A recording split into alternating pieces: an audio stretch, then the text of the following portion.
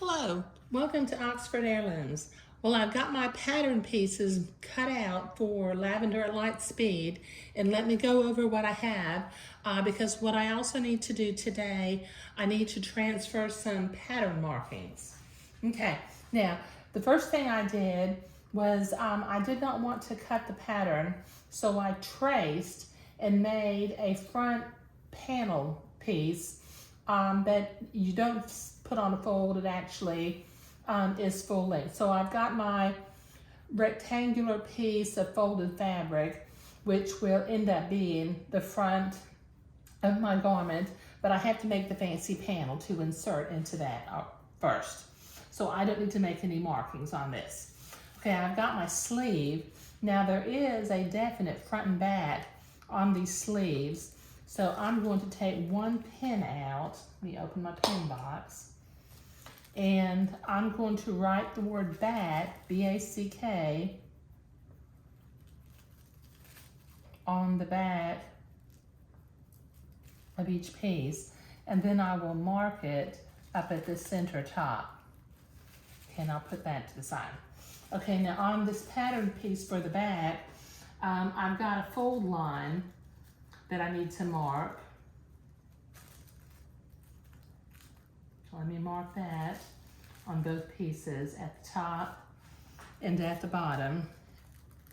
I will need to fold over and finish this little edge in a little bit. Now I need to mark the position of the buttonholes. Now these buttonholes are horizontal, so what I'm going to do is I'm going to, with a straight pin, I'm going to tear a little hole at the end of each buttonhole. Now these are going to be 3/8 inch buttonholes, so I really only need to mark one end of them because my buttonholer automatically makes buttonholes the right size for me. Okay, that's 1, 2, 3, 4, 5 buttonholes. Now I'm going to come back in with my blue fabric marking pen, and I'm going to make a mark at what will be the top of my buttonhole. Okay, so I can set those pieces aside. Okay, now I've got a waistband for the bloomers, and the bloomers will be held on with 4 buttons. So using my straight pin again, I'm gonna make a little mark up at the top of the buttonholes.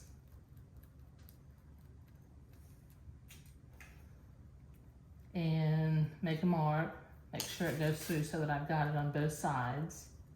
There we go. Okay, now,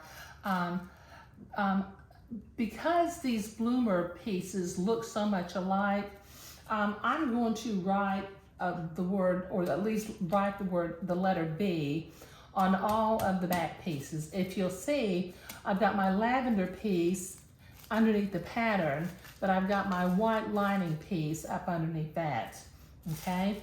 So just, let me take one pin out for just a minute, and I'm going to, just near the center back on all of these 4 pieces, I'm gonna put a letter B, just so that as I construct them, I can remember that this is the back of the bloomer and this is the front of the bloomer.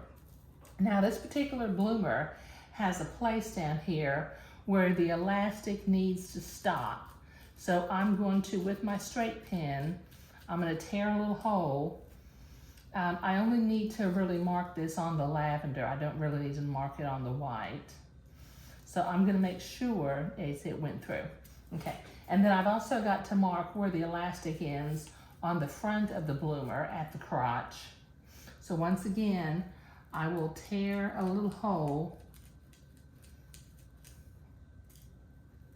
and with my blue marking pen, I'll make a little mark and just make sure that it went through to the other purple one, and it did. Okay, so that gives me all of the pattern markings that I need, and I'm going to set aside the bloomers, the back of the shirt, the sleeves, and I'm going to hang on to this front rectangle and the front pattern piece, and I'm going to go in the sewing room and begin to create my fancy panel to insert in the front of the shirt so that I can then lay the pattern piece on top of the rectangle and cut out my front of my shirt. But that's what I'm doing today. Thank you.